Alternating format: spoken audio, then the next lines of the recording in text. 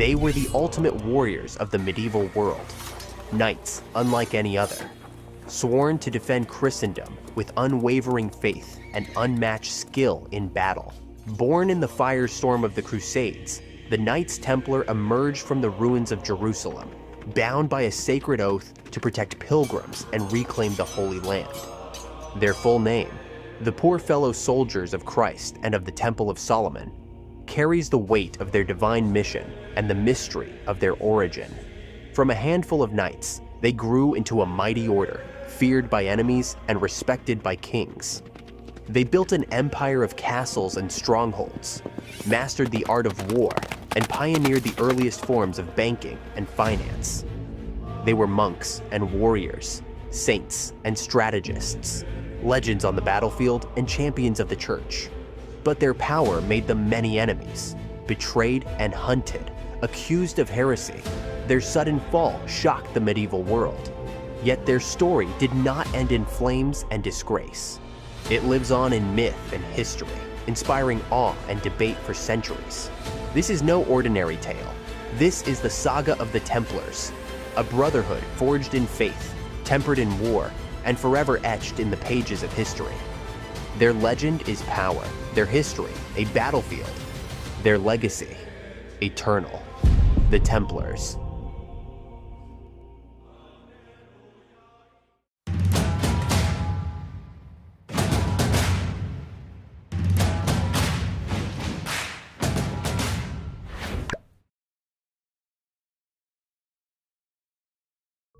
Origins and rise, 1118 to 1150.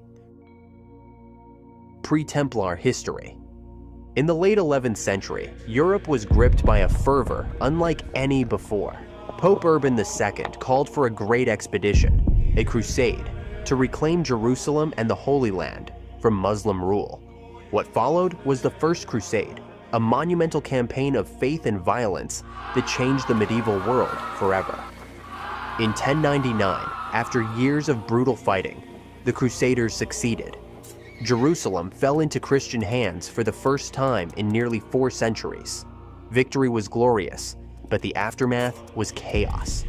The city was a shattered jewel, torn apart by war. Its streets swarmed with pilgrims, knights, and soldiers. But the land was fragile, surrounded by hostile forces. Christian pilgrims journeyed from across Europe to visit sacred sites, but their path was perilous. Bandits and enemy warriors threatened their every step. The Latin kingdom of Jerusalem was young and vulnerable, its borders unstable, its defenses weak. Pilgrims traveled with fear in their hearts, and protection was scarce.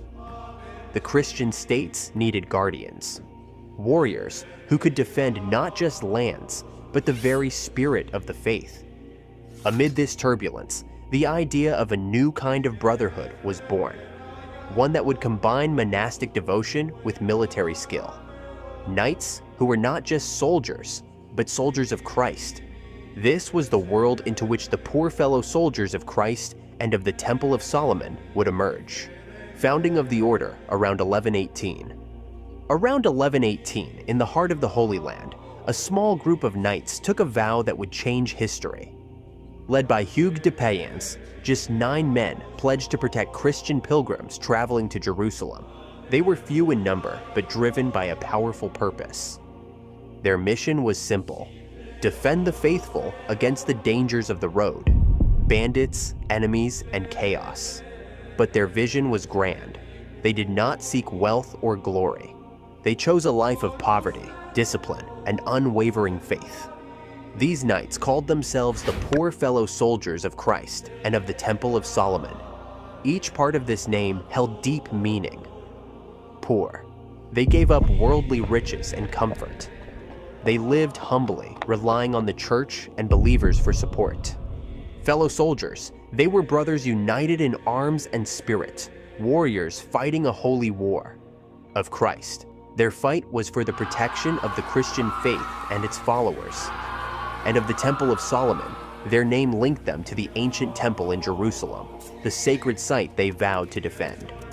It symbolized their divine mission, a connection to history and holiness. This was no ordinary band of knights. They were monks in armor, bound by vows of chastity, poverty, and obedience. Their strength was faith, their weapon the sword. From this small, determined group, the Knights Templar began their journey, an order that would grow beyond anyone's imagination. Early operations. From the start, the Knights Templar were unlike any other warriors. They lived by a strict monastic code, taking vows of poverty, chastity, and obedience. But these were not just monks. They were soldiers, trained to fight and defend. Their days were filled with prayer and patrol, discipline and duty. This balance between faith and force made them formidable. Warrior monks dedicated to a sacred cause. Their headquarters was the Temple Mount in Jerusalem, a place rich with history and power. Once the site of Solomon's temple, it was a symbol of divine presence and ancient glory. By claiming this ground, the Templars connected themselves to a legacy of holiness and strength. The Temple Mount was more than a base. It was the heart of their mission, a constant reminder of their vow to protect Christendom's most sacred sites. From this fortress, they organized patrols, guarded pilgrims, and prepared for battle, blending prayer and war into a single purpose. Initial battles and defense strategies, societal impact, and financial innovations. From their first days, the Knights Templar faced constant threats. Protecting pilgrims was their sacred duty. The roads to Jerusalem were perilous, filled with bandits and enemy forces. The Templars responded with skill and discipline, organizing patrols, escorting travelers, and striking swiftly against attackers. But their role went beyond guarding pilgrims. The Crusader states were fragile, surrounded by hostile powers. The Templars built and fortified castles across the region, strongholds that defended Christian lands and served as bases for military campaigns. These fortresses became symbols of strength and hope in a hostile land. Their military prowess earned them respect and power within medieval society. The Church saw them as faithful defenders of the faith, a vital arm in the struggle for the Holy Land. Kings and nobles turned to them not only for protection, but for counsel. The Templars became trusted allies in politics and war, bridging the gap between religion and royalty. But their influence didn't stop on the battlefield.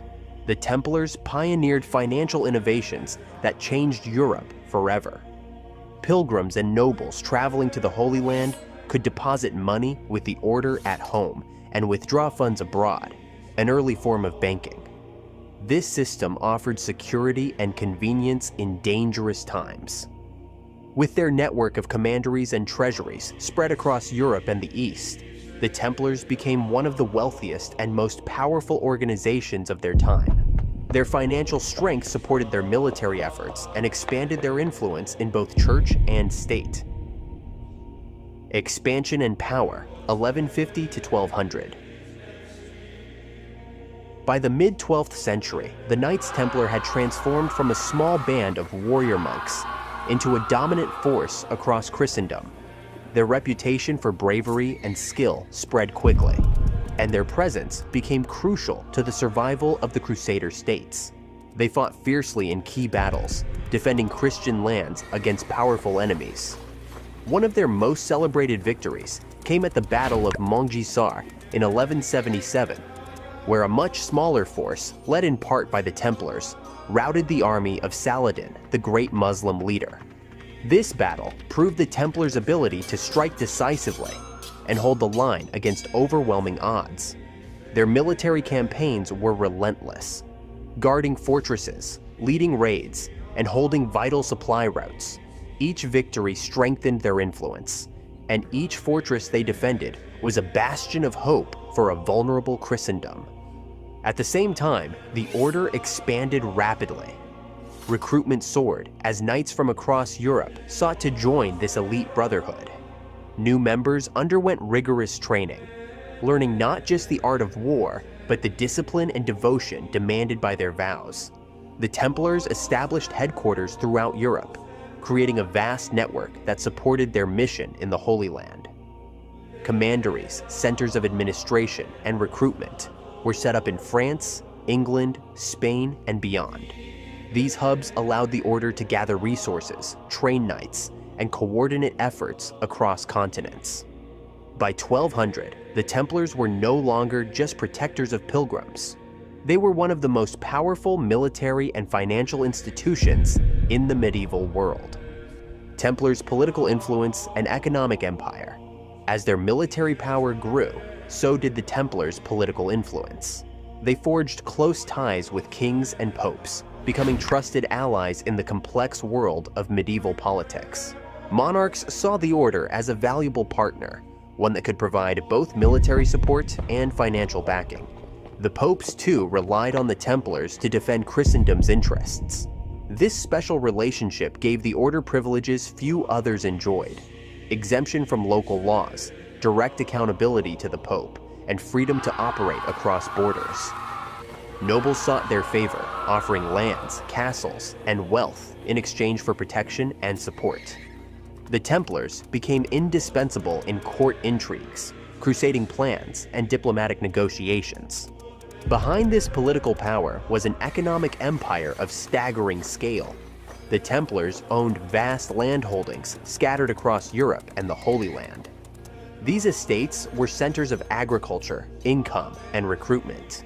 They built formidable castles and commanderies, fortified estates that served as military bases, administrative centers, and safe havens for travelers. But perhaps their greatest strength lay in their financial network. The Templars developed an early banking system that connected Europe to the Levant. Pilgrims and nobles could deposit funds at one commandery and withdraw them thousands of miles away. This innovation reduced the risk of travel and allowed the Order to amass unprecedented wealth. Their treasuries funded armies, built fortifications, and extended their influence from the deserts of the Holy Land to the courts of European kings. In the 12th century, the Knights Templar were no longer just warriors. They were a political force and economic powerhouse, shaping medieval Europe and the Crusader states alike. Templar code and discipline. The Knights Templar lived under a strict code that shaped every part of their existence. They were monks first, warriors second. Their daily lives balanced rigorous spirituality with the demands of battle. Prayer was constant, a source of strength and discipline. They followed a rule that required humility, obedience, and sacrifice. Yet, when the call to arms came, they became fierce fighters, fearless in battle and unyielding in defense. This balance was the foundation of their power. They were not mere soldiers hired for war. They believed their fight was holy, a mission given by God. Lifestyle and hierarchy.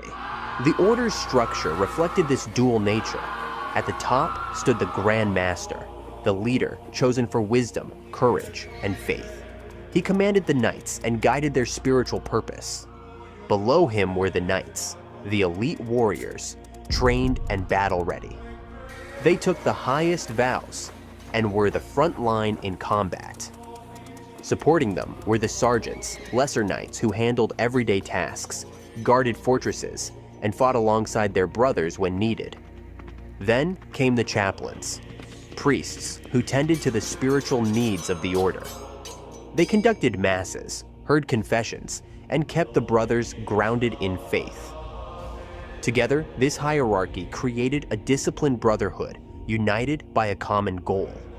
Every member knew their role, and every role was vital. The Templars were a perfect blend of monk and soldier, bound by faith, forged in war. Cultural impact.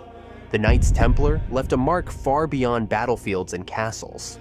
Their image became woven into the very fabric of medieval culture, inspiring art, legend, and stories that shaped the imagination for centuries. In paintings, manuscripts, and tapestries, the Templars were portrayed as noble warriors, shining symbols of Christian valor and sacrifice. Their iconic red cross on white mantles became a powerful emblem, a sign of both fear and hope. But alongside admiration grew mystery. Rumors and myths whispered of secret rituals and hidden knowledge. These stories blurred the line between history and legend, fueling fascination that endures even today. Relations with other military orders. The Templars did not exist alone. They shared the stage with other military orders. the Knights Hospitaller, and the Teutonic Knights. At times, these groups cooperated, united by common goals of defending pilgrims and Christian territories. Together, they formed a network of knights dedicated to faith and war. But rivalry was never far behind. Competition for resources, influence, and royal favor sparked tension. Each order sought to prove its worth on and off the battlefield. Despite differences, their combined presence shaped the Crusades and medieval society. Together, they defined the era's complex balance of piety and power. The Templars, in particular, remain the most legendary, a symbol of devotion, strength, and the enduring allure of the medieval knight. The height of power and influence, 1200 to 1244. Fourth Crusade and its aftermath. The dawn of the 13th century marked the height of the Templars' power, a time when their influence stretched from the battlefield to royal courts. They had become kingmakers, advisors to monarchs, and masters of war. But the crusading world was changing. The Fourth Crusade, launched in 1202, took an unexpected turn. Instead of marching to the Holy Land, Crusaders diverted to Constantinople, leading to the city's shocking sack in 1204. This brutal event fractured Christian unity, deepening political rifts and diverting focus away from the Holy Land. The Templars found themselves at a crossroads. Though they did not directly participate in the attack on Constantinople, the fallout reshaped their mission. The fragile Crusader states in the Levant needed new strategies as the spotlight shifted. The Templars adapted, strengthening their military presence in the East, while also increasing their political role in Europe. They became key players in negotiations, guardians of diplomatic alliances, and planners of future crusades. Their battlefield genius remained undeniable. They led daring raids and defended shrinking territories with unmatched skill. But now they balanced warfare with statesmanship, a dual role that demanded more than swords. The Fourth Crusade's aftermath forced the Templars to evolve from simple warriors to shapers of medieval geopolitics. Their power was not just in battle. It was in their ability to navigate the shifting tides of a fragmented Christendom. Key battles: the Siege of Damietta, 1218 to 1219, and the Battle of La Forbie, 1244. In the fierce struggle to hold the Holy Land, two battles would define the Templars' courage and test their limits like never before. First, the Siege of Damietta, 1218. The Crusaders set their sights on Egypt, the heart of Muslim power in the region, with the port city of Damietta as the prize. The Templars were at the forefront, their banners ripping through the desert winds. Led by Grand Master Pierre de Montaigu, the knights charged fearlessly, storming the city's walls against relentless resistance. Their heavy armor clanked as they scaled ladders and cut down defenders with cold precision. But this was no simple siege. The Nile's floodwaters shifted, the heat scorched the attackers, and disease spread through the ranks. Yet, the Templars held firm, their discipline unbroken. After months of brutal fighting, Damietta fell to the Crusaders, an astonishing victory that promised a turning point in the war. But victory came at a steep cost.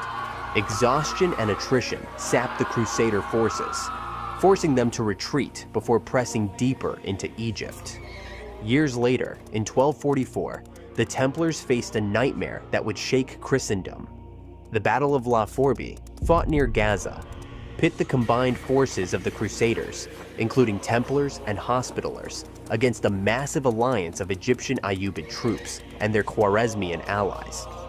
Outnumbered and outmaneuvered, the Christian army found itself trapped in a deadly trap.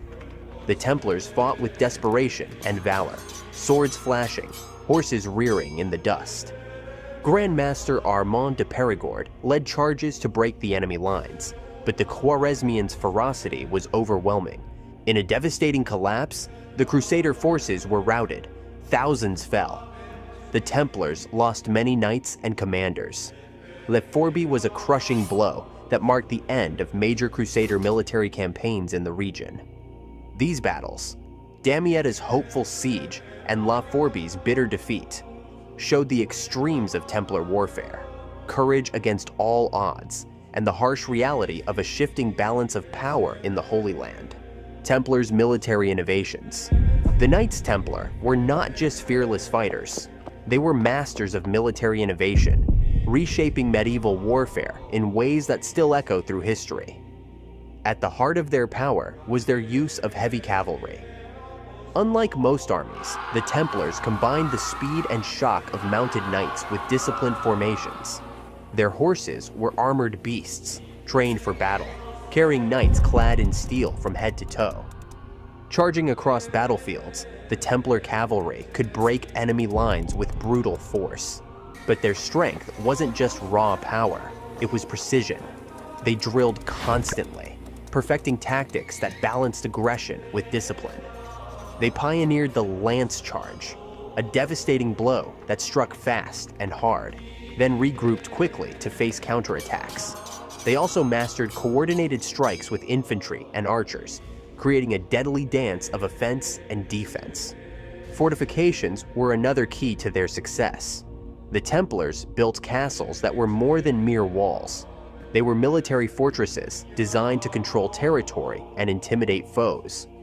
At Crac des Chevaliers, their masterpiece, every stone was placed with purpose. Thick walls, moats, narrow entrances, and high towers turned these castles into near impenetrable bastions. They served as bases for launching raids, supply depots, and symbols of Christian authority in hostile lands. But perhaps their greatest innovation was intelligence gathering. The Templars ran an extensive spy network, sending scouts into enemy territories to gather crucial information on troop movements, supply lines, and political plots. This intelligence gave them the edge, allowing commanders to plan surprise attacks, avoid ambushes, and make strategic decisions that often turned the tide of battle. In every way, the Templars combined faith with cunning, power with planning. Their military innovations made them one of the most effective fighting forces the medieval world had ever seen. Political role, financial power, and their architectural achievements in castles. As the Crusades wore on, the Knights Templar stepped beyond the battlefield and into the intricate world of medieval politics.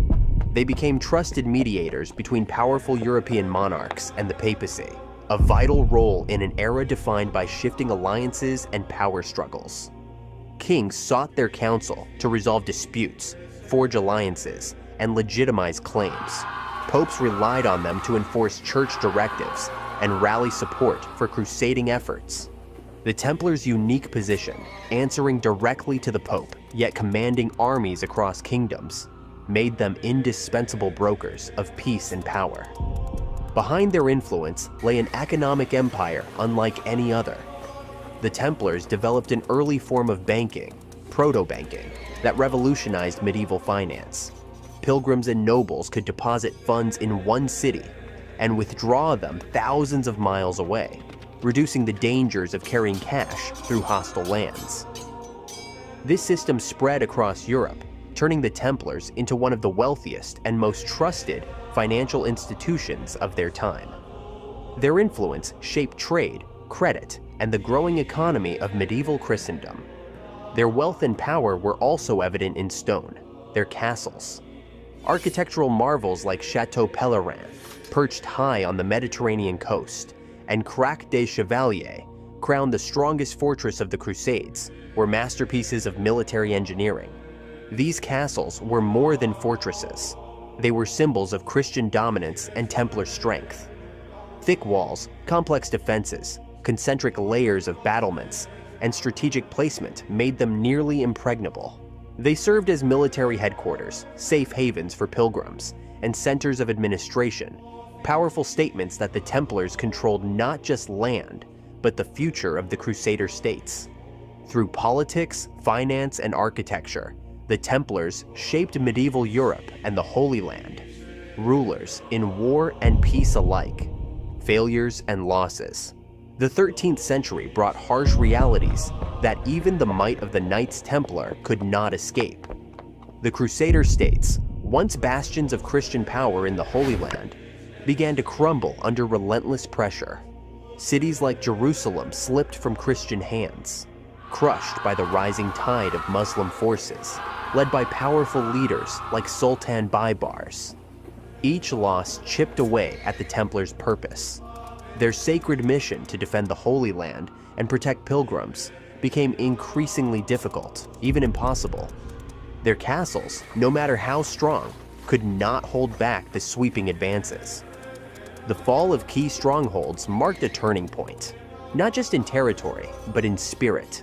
As the Crusader states weakened, support from Europe faltered. Interest in distant wars waned, funds dried up, and the Order found itself increasingly isolated. The Templars faced the brutal truth. Their holy mission was fading. Without lands to defend, without pilgrims to protect, their reason for existence was questioned by many, even within their own ranks. This decline cast a long shadow, setting the stage for darker days ahead, when enemies would turn their sights not just on the lands the Templars defended, but on the Order itself. Mysticism and secrecy. The Knights Templar were warriors of faith, but they were also cloaked in mystery. From their earliest days, whispers surrounded their order, blending truth with legend, fact with fear.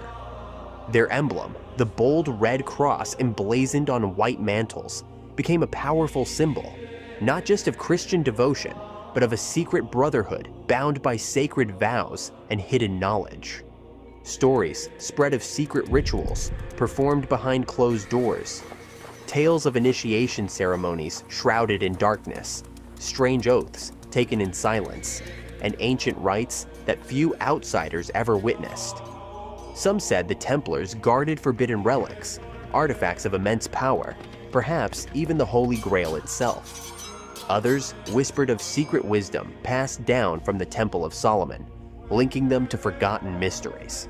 Their reputation for secrecy fueled both admiration and suspicion.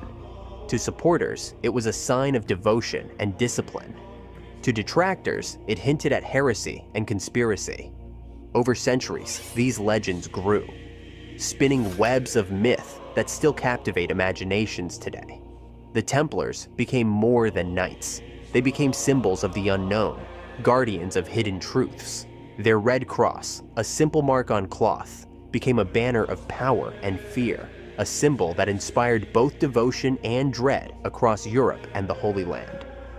In the shadows of history, the Templars' mystique endured, fueling stories that would outlast their very existence. Decline begins, 1244 to 1291. Fall of Jerusalem in 1244. The year 1244 marked a devastating turning point.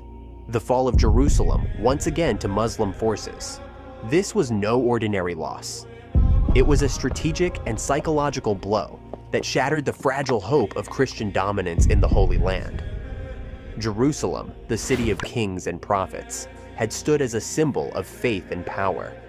Now it fell to the Khwarezmian Turks, fierce warriors unleashed by political turmoil in the Muslim world. The city's walls were breached, its Christian population scattered or slaughtered. For the Knights Templar, this was a cruel blow. Their sacred mission, to defend the holy sites and protect pilgrims, was now in jeopardy. Without Jerusalem, their spiritual and military center was gone. The loss sent shockwaves through Christendom. The Templars, once the proud guardians of the city, found themselves facing a new reality. The Crusader states were eroding, their foothold shrinking with every defeat. This defeat forced the Templars to shift focus, from holding territory to desperate defense.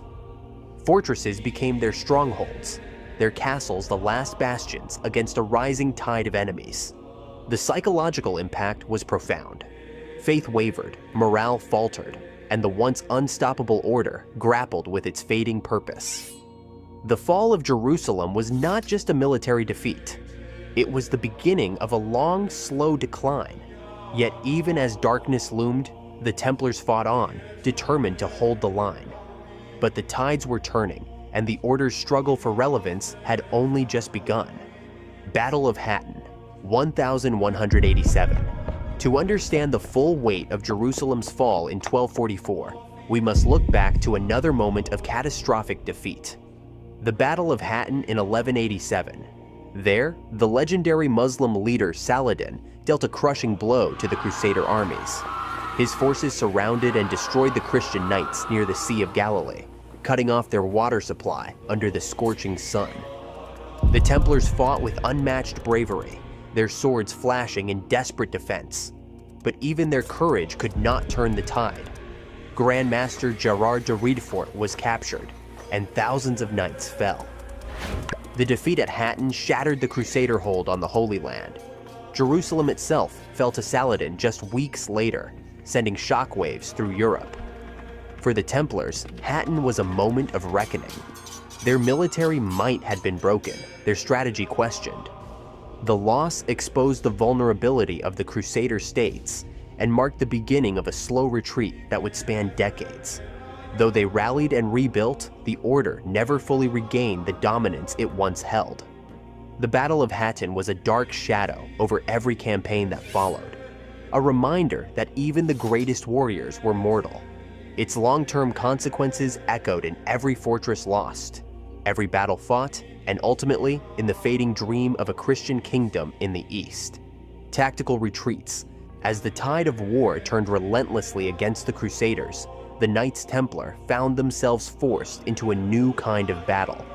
Tactical retreats. These were not defeats born of cowardice, but calculated withdrawals to preserve strength and hold vital ground. One of the most crucial strongholds was Acre, the last major Christian city on the Levantine coast. After the fall of Jerusalem, Acre became the new heart of the Crusader presence, a fortress city teeming with soldiers, merchants, and refugees. The Templars took up the mantle of its defense with grim determination. Their knights manned the walls, patrolled the streets, and maintained the city's defenses against constant Muslim assaults. Acre was a city under siege, not just by enemy forces, but by time itself. Food supplies dwindled, disease spread in crowded quarters, morale strained under the weight of years of conflict. Yet, the Templars held fast. They reinforced the walls, repaired battlements, and launched daring counterattacks to keep the enemy at bay. Their strategy was clear: hold Acre at all costs, for losing it would mean the final collapse of the Crusader foothold. Beyond Acre, the Templars managed a network of castles and fortresses, each a bulwark against the encroaching forces. These strongholds were linked by supply routes and quick response forces, allowing the order to shift troops where they were most needed. When faced with overwhelming odds, the Templars executed well-planned retreats, not fleeing in disorder, but falling back to stronger positions. They abandoned vulnerable outposts to concentrate their forces, preserving their knights and resources for the battles that still lay ahead. These tactical withdrawals were painful but necessary. They bought time, maintained a presence in the Holy Land, and kept alive the hope of future campaigns. In the face of relentless siege and dwindling reinforcements, the Knights Templars' defense of Acre and other strongholds became a testament to their discipline, resilience, and unyielding will to fight for their cause, even as the dream of the Crusader kingdom slipped further away. Internal challenges. Behind the walls of their strongholds and the clang of swords, the Knights Templar grappled with battles unseen, internal struggles that would slowly erode their power. Financial strain weighed heavily on the order. Maintaining armies, fortresses, and supply lines across continents demanded immense resources.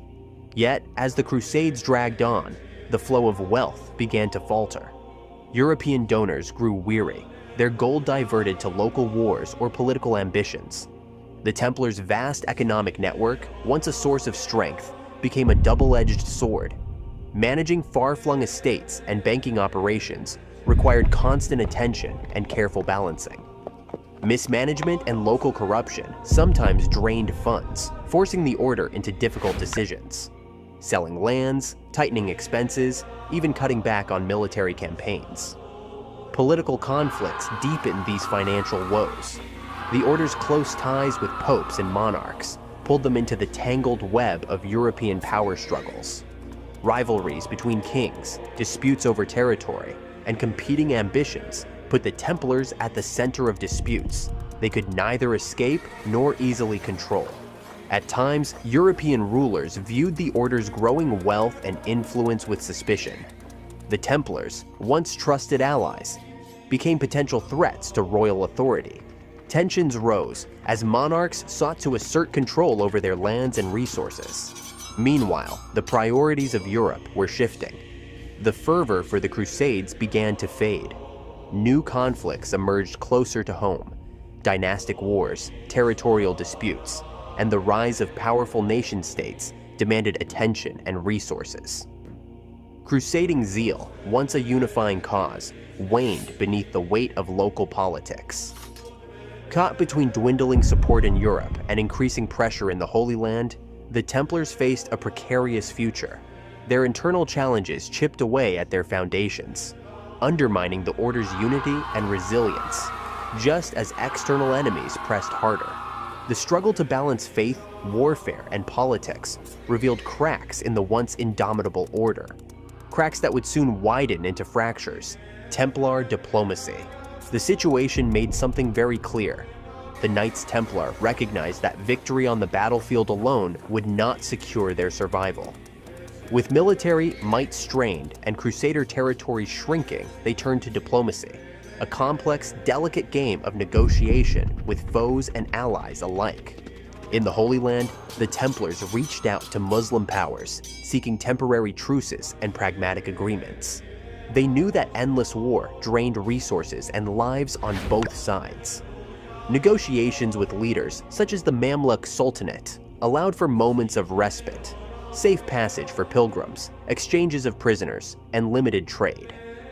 These diplomatic efforts were cautious and often fraught with tension. The Templars balanced faith with realpolitik, understanding that survival required more than swordsmanship. It demanded dialogue with former enemies. Simultaneously, in Europe, the Templars lobbied monarchs and popes to renew commitment to the Crusades. They sent envoys to royal courts across France, England, and the Holy Roman Empire, urging kings to fund new expeditions and reinforce the Christian presence in the East. But their appeals met mixed results. Some rulers, like Louis IX of France, answered the call with renewed zeal, embarking on the Seventh Crusade. Others, distracted by domestic conflicts or wary of the order's growing wealth, hesitated or refused. Within this shifting landscape, the Templars' diplomacy was both a lifeline and a source of vulnerability. Their position as intermediaries placed them in the crossfire of political rivalries, making them targets for suspicion and envy. Yet, through negotiation and strategic alliances, the Templars strove to uphold their mission, not just as warriors, but as diplomats navigating a fractured Christendom and an evolving Middle East. In these years of uncertainty, diplomacy became as vital as the sword, shaping the fate of the order and the future of the Crusader states. Templar decline in the Holy Land. By the mid-13th century, the Knights Templar faced a grim reality. The steady loss of territory in the Holy Land was eroding not only their power, but their very reason for existence. Once masters of vast fortresses and strategic cities, the Order's holdings shrank under relentless assault. Key strongholds like Safed, Montfort, and finally Acre slipped away, each loss a devastating blow to the Christian presence and to the Templars themselves. With every fortress lost, the Order's influence weakened. These castles had been more than military posts. They were symbols of Christian dominion and safe havens for pilgrims. Their fall signaled the unraveling of the Crusader states. As territory vanished, morale plummeted. The knights, bound by vows of faith and duty, found their mission slipping through their fingers. Many questioned what remained of their sacred purpose when the lands they fought to protect no longer existed. The Order's spiritual foundation, so closely tied to the defense of the Holy Land, was shaken. Without Jerusalem or its surrounding lands, the Templars faced a crisis of identity.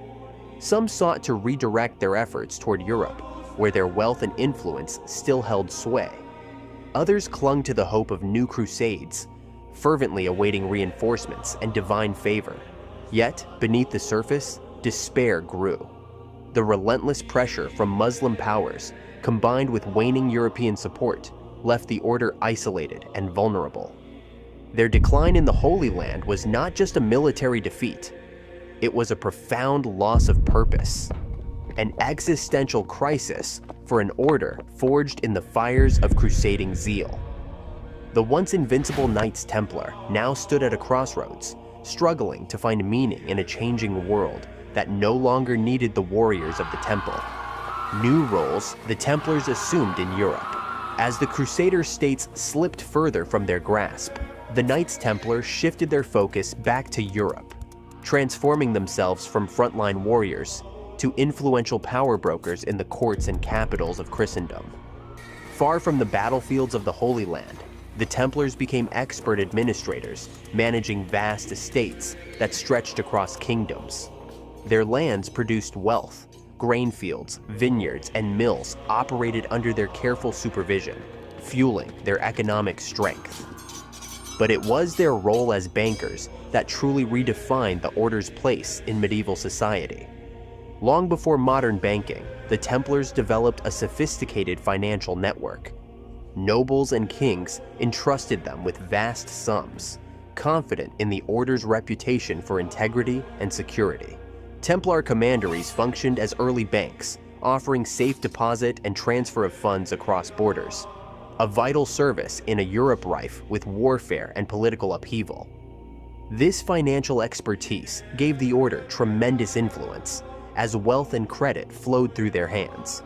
Their financial acumen opened doors to royal courts, where Templar knights and officials served as trusted advisors to kings and princes. They counseled on matters of finance, diplomacy, and military strategy. In France, England, and beyond, the Templars wielded power behind the throne. They negotiated treaties, managed royal treasuries, and helped shape policies that affected entire realms. Yet, this newfound influence came with risks. The closer they grew to kings, the more they attracted envy and suspicion. Their wealth and autonomy made them both indispensable allies and dangerous rivals in the complex dance of medieval politics. The Templars were no longer just warrior monks. They had become architects of power, shaping the political and economic landscape of Europe as much as they once shaped the battlefields of the East. Suspicion grows. As the Knights Templars' power and wealth soared, so too did the whispers in shadowed corridors and royal courts. Suspicion began to take root, slowly but surely unraveling the order's carefully constructed image. Rumors swirled, dark tales of secret ceremonies conducted behind closed doors, accusations of blasphemy, heresy, and forbidden rites. The mystique that once inspired awe now bred fear. Many whispered that the Templars worshipped strange idols, engaged in occult practices, and violated their sacred vows. These stories, whether founded or fanciful, spread like wildfire, fanned by rivals and enemies who envied their vast riches and influence. Secular rulers, especially powerful monarchs like King Philip IV of France, viewed the order with growing mistrust. Philip, heavily indebted to the Templars, saw their independence and financial clout as threats to his authority. He was not alone. Across Europe, kings and nobles eyed the order's wealth with greed and suspicion. Their legal exemptions and papal protections made them difficult to control, sparking resentment among secular courts. This mounting scrutiny transformed from whispered rumors into formal investigations.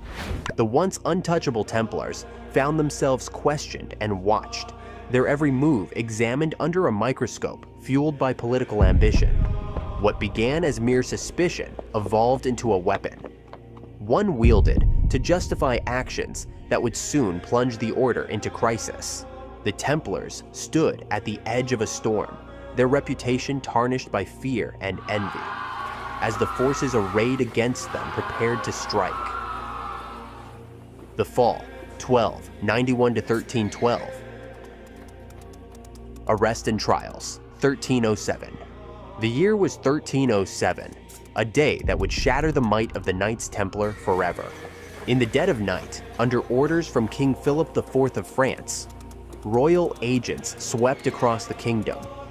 They struck simultaneously, arresting hundreds of Templar knights and officials.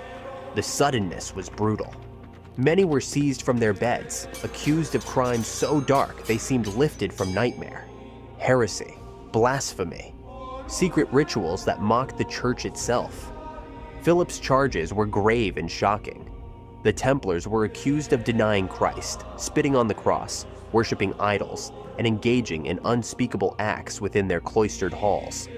Rumors of secret ceremonies and whispered confessions painted a picture of a corrupted order. But these accusations were not born from truth alone. They were tools of political power, wielded by a desperate king deeply in debt to the order. Philip coveted the Templars' immense wealth, their lands, their treasure.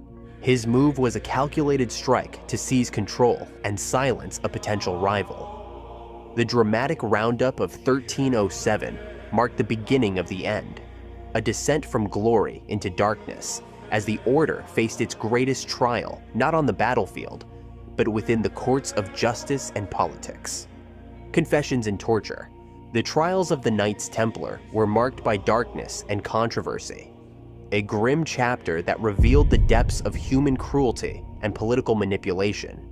From the moment of their arrest, the knights faced relentless interrogation, often under brutal torture.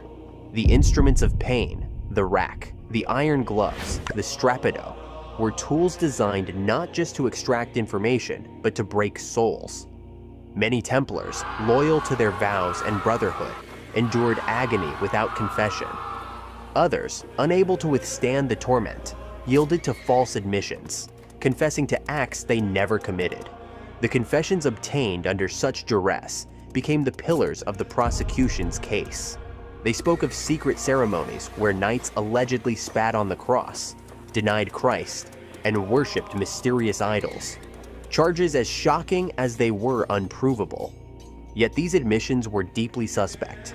The use of torture cast a long shadow over the entire process, raising profound questions about justice and truth. Some knights recanted when given the chance. Others maintained their innocence until death. The trials became a grim spectacle of fear, betrayal, and despair. These forced confessions, manipulated by kings hungry for power and officials eager to please, sealed the fate of the order. The controversy of the trials lies not only in the accusations, but in the methods used to obtain them. A stark reminder that in the pursuit of power, even the most sacred of orders can be undone by lies and violence. Papal response. Pope Clement V's hesitant position and the Council of Vienne, 1311 to 1312. Pope Clement V found himself caught between two stormy forces: King Philip IV's relentless drive to destroy the Templars, and the Church's need to uphold justice and protect its sacred orders. Clement's position was cautious, hesitant. He did not dismiss the charges outright, but sought to balance political pressure with spiritual responsibility.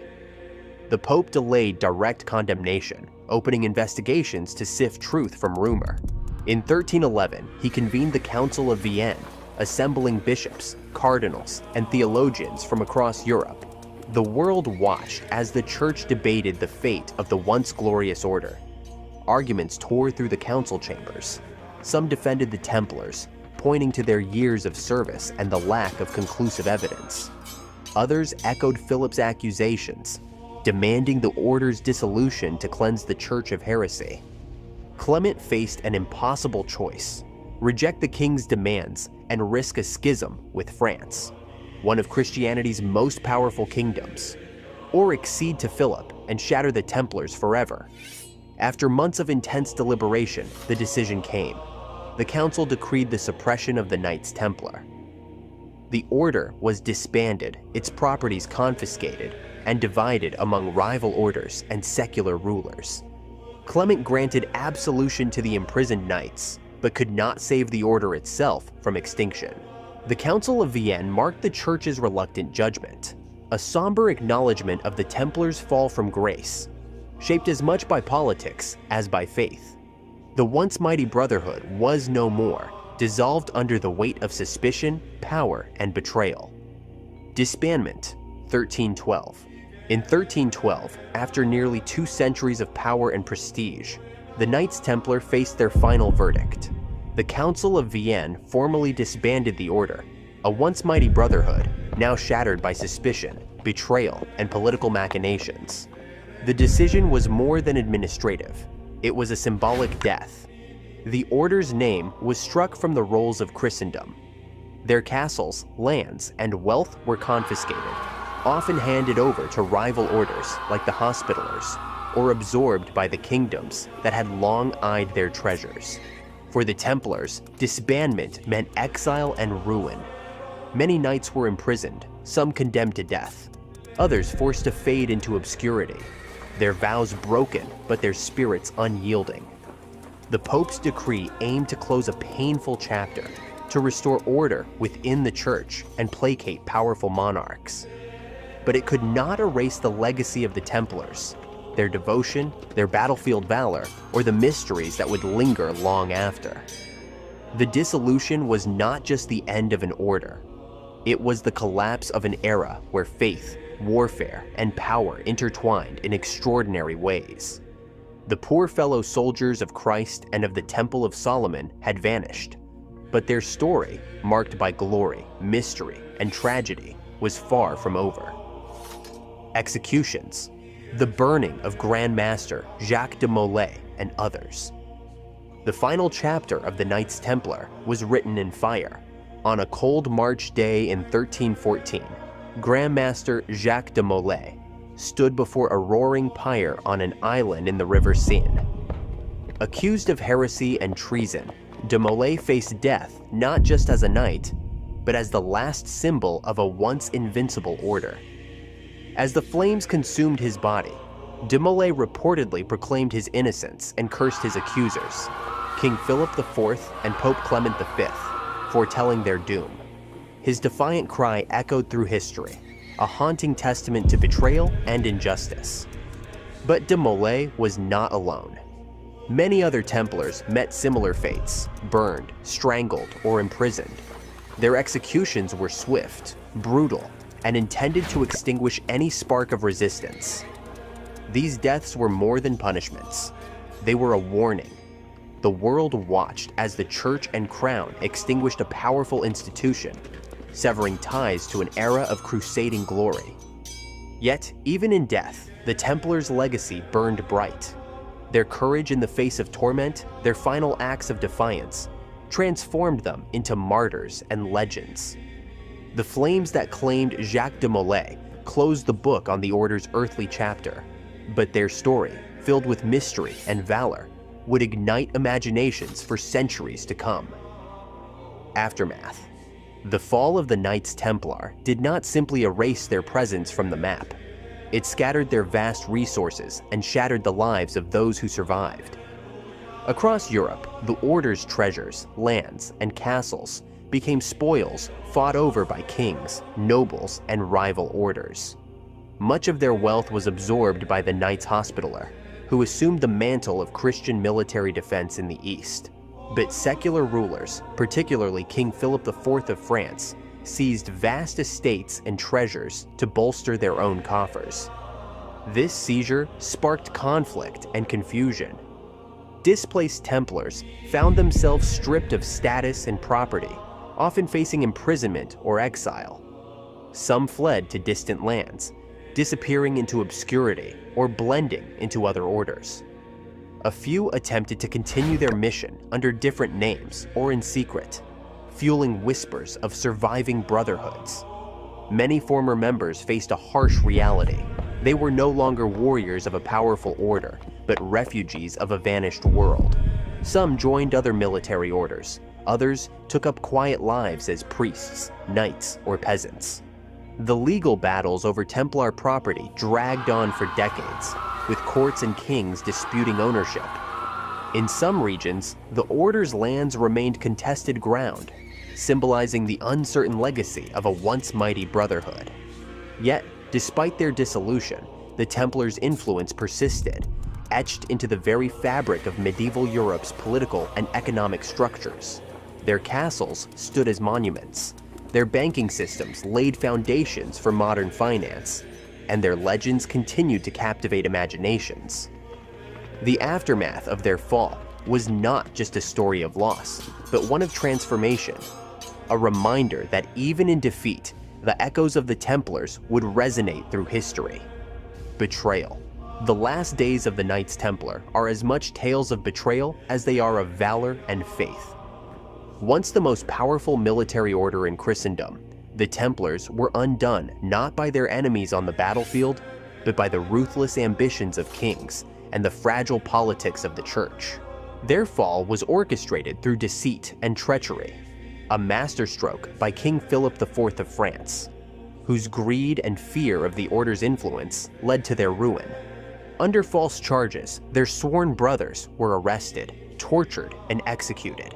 This betrayal echoed through the centuries, staining the memory of a brotherhood founded on loyalty and sacrifice. The Templars' trust in the Church and monarchy was repaid with imprisonment and death. Yet, this very betrayal forged a powerful legend, a symbol of innocence destroyed by corruption, of a noble cause crushed by worldly ambition. Their story became a cautionary tale whispered in royal courts, a mystery whispered in shadowy corners. It inspired countless myths, from secret societies to conspiracy theories that still capture the imagination today. The legacy of betrayal is woven into the very fabric of the Templars' history, an enduring reminder that power, faith, and politics can collide with devastating consequences. More than just fallen knights, the Templars remain an emblem of the fragile line between honor and treachery, a legacy as complex and compelling as the medieval world itself. Legacy and Myth, 1312 to present. Historical reassessment. The Knights Templar vanished as an institution in 1312, but their legacy has endured far beyond their dissolution. Over the centuries, historians and scholars have peeled back the layers of myth and mystery to reveal a complex, multifaceted order, both heroic and human. Modern historians recognize the Templars as pioneering warriors who combined religious devotion with military discipline in a way that shaped medieval warfare. Their innovations in tactics, fortifications, and financial systems left a profound mark on Europe and the Holy Land. Yet, historians also acknowledge that the Templars were not infallible. Their downfall was a mixture of external pressures, political intrigue, and internal weaknesses. The greed and fear of powerful monarchs, particularly King Philip IV of France, exploited genuine doubts and rumors, accelerating the order's collapse. Today, the Templars are viewed less as mystical knights cloaked in conspiracy, and more as a powerful medieval institution navigating a turbulent era. Their contributions to the Crusades, banking, and European politics are now seen as essential chapters in the story of medieval Christendom. At the same time, the myths surrounding the Templars, the secret rituals, hidden treasures, and alleged connections to the Holy Grail, continue to captivate popular imagination. These stories, though often fanciful, speak to a deep human fascination with mystery, power, and the unknown. The legacy of the Knights Templar is a blend of history and legend, a testament to their enduring impact on culture, warfare, and faith. Their story reminds us that behind every myth lies a real history, rich and complex, waiting to be understood. Templars in culture. The Knights Templar have transcended history to become icons of culture, their story woven into the fabric of storytelling for over 8 centuries. In medieval chronicles, they appeared as champions of faith and courage, the embodiment of Christian knighthood. Monks and scribes painted them as noble warriors battling the forces of darkness, their deeds recorded with reverence and awe. As the centuries passed, the Templars transformed from historical figures into legends. Renaissance and Enlightenment thinkers debated their legacy, while romantic poets and artists immortalized their mystique, blending fact with imagination. In modern times, the Templars have captured the popular imagination like few other medieval orders. Their secret rituals and sudden downfall inspired a wave of novels, thrillers, mysteries, and fantasies, turning them into protagonists in tales of hidden treasure, lost relics, and conspiracies that span centuries. Films and television shows have amplified this fascination, portraying the Templars as enigmatic knights guarding forbidden knowledge or masterminding shadowy plots. Their symbol, the red cross on white, became a shorthand for mystery, honor, and intrigue. Conspiracy theories have further deepened their cultural footprint. From claims of secret descendants to connections with the Freemasons and guardianship of the Holy Grail, the Templars occupy a unique place where history meets myth. This blending of truth and fiction keeps their story alive, inviting new generations to explore the boundary between legend and reality. The Templars endure not just as historical warriors, but as enduring icons, symbols of courage, secrecy, and the eternal human fascination with the unknown. Influence on military orders and banking. The legacy of the Knights Templar extends far beyond their dramatic rise and fall. Their innovations reshaped the very foundations of medieval Europe, leaving lasting marks on both military and financial institutions. On the battlefield, the Templars set new standards for military orders. They perfected the fusion of monastic discipline with combat readiness, inspiring the creation and reform of other orders, such as the Hospitallers and the Teutonic Knights. These groups adopted Templar tactics, codes of conduct, and organizational structures, ensuring that the warrior monk's spirit lived on. Their architectural achievements, massive fortresses with complex defenses, became blueprints for castles and strongholds across Europe. Their emphasis on coordinated professional armies laid the groundwork for modern military strategies. Beyond warfare, the Templars revolutionized medieval finance. Their proto-banking system, offering secure transfer of funds across continents, introduced concepts akin to letters of credit and safe deposits, precursors to today's banking institutions. European rulers and merchants began to rely on such financial networks, fostering economic growth and expanding trade. The Templars' meticulous record-keeping and trustworthiness set standards that influenced banking practices for centuries. Even after their dissolution, the Templars' estates and financial mechanisms were absorbed into other orders and royal treasuries, spreading their innovations further.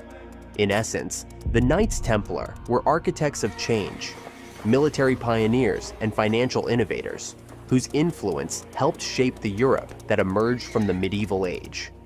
Their story is not only one of knights and crusades, but also of lasting transformation, echoing through the institutions that define our modern world. Connection to Freemasonry and secret societies. Among the many myths surrounding the Knights Templar, none has captured the popular imagination, quite like their supposed connection to Freemasonry and secret societies. For centuries, whispers suggested that the Templars, with their secret rituals and mysterious downfall, had passed their hidden knowledge to clandestine groups operating in the shadows of history. Freemasonry, a fraternal organization that emerged in the late medieval and early modern periods, is often linked to the Templars in popular lore. Symbols, such as the square and compass, or the all-seeing eye, are frequently interpreted as echoes of Templar iconography or teachings. Yet, historians draw a clear line between myth and fact. There is no credible evidence that the Templars directly founded or influenced Freemasonry. The Masonic traditions developed centuries after the order's dissolution, rooted largely in the guild culture of stonemasons and evolving into a complex system of allegory and ritual.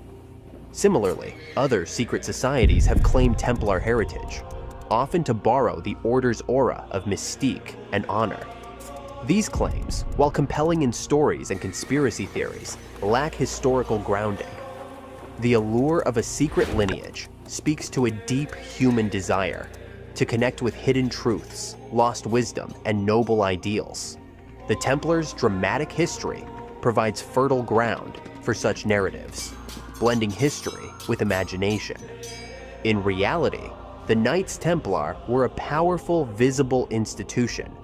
Warriors, monks, bankers, whose influence was felt openly on medieval battlefields and courts. Their connection to modern secret societies remains a captivating legend, one born from fascination rather than fact. This interplay of myth and reality ensures that the Templars continue to inspire wonder, mystery, and endless speculation, even centuries after their fall. Templar symbolism in art and architecture. The Knights Templar left behind more than stories and legends. They bequeathed a rich tapestry of symbolism woven into art and architecture that continues to captivate and inspire. Their emblematic red cross, boldly stitched upon the white mantles, was more than a mark of identity. It was a powerful symbol of sacrifice, faith, and militant devotion. This simple yet striking icon appears in countless medieval manuscripts, illuminated with reverence by scribes who saw the Templars as defenders of Christendom. Templar influence also shaped the architecture of their time.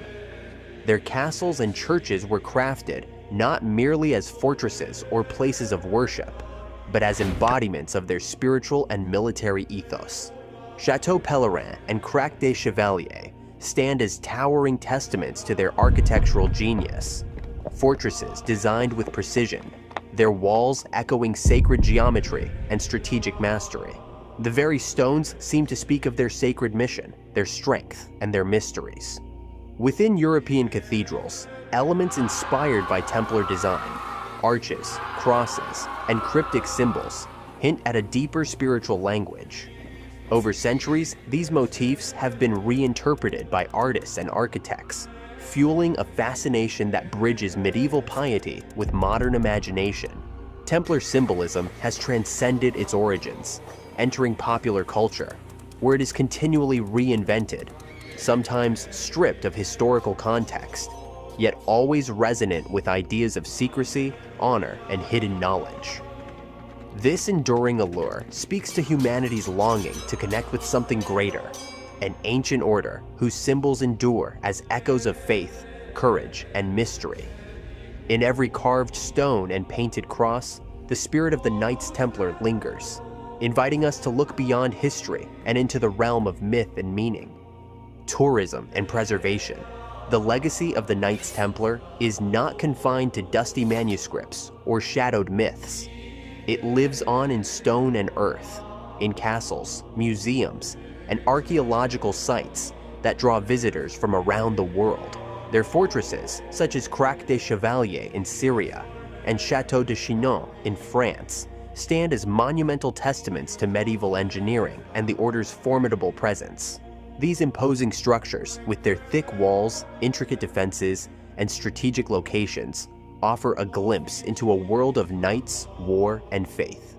Tourists walk the same halls where Templar knights once gathered, where battles were planned, and where history was forged. Preservation efforts have transformed these sites into living museums, carefully restored to maintain their authenticity and historical significance. Archaeologists continue to uncover new layers beneath these ancient stones, artifacts, inscriptions, and hidden chambers that shed light on the daily lives and spiritual practices of the Templars. Each discovery deepens our understanding of an order shrouded in mystery. Museums across Europe and the Middle East exhibit relics linked to the Templars: weapons, armor, manuscripts, and sacred objects. These collections offer tangible connections to a past that still fascinates and inspires. The global interest in Templar heritage fuels conservation projects and scholarly research, ensuring these cultural treasures endure for generations.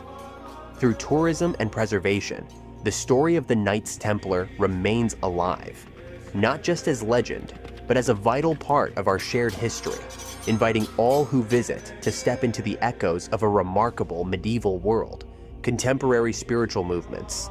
Centuries after their dramatic fall, the Knights Templar continue to inspire not only historians and storytellers, but also contemporary spiritual movements that claim a direct connection to the ancient order. These Neo-Templar groups, often formed in the 18th and 19th centuries during waves of revivalism, see themselves as heirs to the Templars' ideals: brotherhood, faith, and service. They adopt the symbols, rituals, and codes reminiscent of the medieval order, seeking to revive its spirit in a modern context. Yet, their claims are complex. Unlike the original Templars, these modern groups operate outside the bounds of the Catholic Church and often blend Christian mysticism with esoteric philosophies, Freemasonry, or New Age beliefs. Some Neo-Templars emphasize charitable works, promoting values of justice, honor, and spiritual growth. Others delve into secret rituals and symbolic traditions that echo the mystery surrounding their medieval predecessors. While their historical legitimacy is debated, these contemporary movements highlight the enduring human desire for connection to history, to spirituality, and to a sense of purpose rooted in ancient tradition. Neo-Templar groups serve as living testimonies to the lasting influence of the Knights Templar, reminders that even in modern times, the Order's legacy continues to inspire quests for meaning beyond the material world. Their presence invites us to consider how history evolves, how symbols are reinterpreted, and how the past remains alive in the beliefs and practices of today. Final thoughts. The Knights Templar stand as a timeless legend, a symbol of faith unwavering, courage unyielding, and mystery that still captivates the human spirit. Born from the crucible of war and devotion, they forged a path that was as much spiritual as it was martial. Their armor and prayer, their castles and vows, all intertwined into a legacy that transcends centuries. They fought battles that shaped the medieval world, crafted innovations that echoed into the future, and faced betrayal that would immortalize them in history and myth alike. But beyond the facts and the flames lies something deeper, a symbol of humanity's eternal quest for purpose, honor, and meaning in a world filled with uncertainty. The Templars remind us that courage is not just the act of battle, but the strength to stand by one's beliefs, even when the world turns against you. Their story is a mirror reflecting the complexities of power and faith, hope and despair, truth and legend. The Knights Templar continue to inspire, not just as figures of the past, but as eternal icons of a dream that refuses to fade. They are warriors, monks, martyrs, and above all, a legend that will endure as long as there are stories to be told and hearts to believe. The Templars' memory lives on. The prowess of the Knights Templar is more than a chapter in history. It is a saga of human spirit, faith, and the pursuit of something greater than oneself. They were warriors bound by sacred vows, facing enemies on brutal battlefields and storms of betrayal. They were pioneers, forging paths in warfare, finance, and faith that reshaped medieval Europe and the wider world. Yet their greatest legacy is not found in castles or coins, but in the enduring symbol they became, a symbol of courage in the face of overwhelming odds, of unwavering belief amid doubt, and of mystery that refuses to be unraveled. The Templars vanished as an order, but they live on in legend and memory, inspiring countless generations to seek honor, resilience, and meaning beyond the ordinary. Their story teaches us that history is not just about dates and battles. It is about the ideals that move us, the mysteries that compel us, and the courage that defines us. The Knights Templar remain an eternal beacon, a reminder that even in darkness, the light of faith and valor can shine forever. Their legend endures, powerful and unbroken, as long as there are those willing to remember, to question, and to dream. From humble beginnings guarding pilgrims to rulers of battlefields and banks, the Templars forged a legacy unmatched in Christian military history. Their journey is a tale of faith and fire, of glory earned on bloodied fields, and downfall sealed by betrayal. They stand as a mirror to the medieval world's grandeur and its shadows, a reflection of hope and despair, courage and fear. The poor fellow soldiers of Christ and of the Temple of Solomon remain forever one of history's greatest warriors and enigmas. Their story continues to echo through time, inviting us to remember not just knights in armor, but the enduring power of conviction and mystery.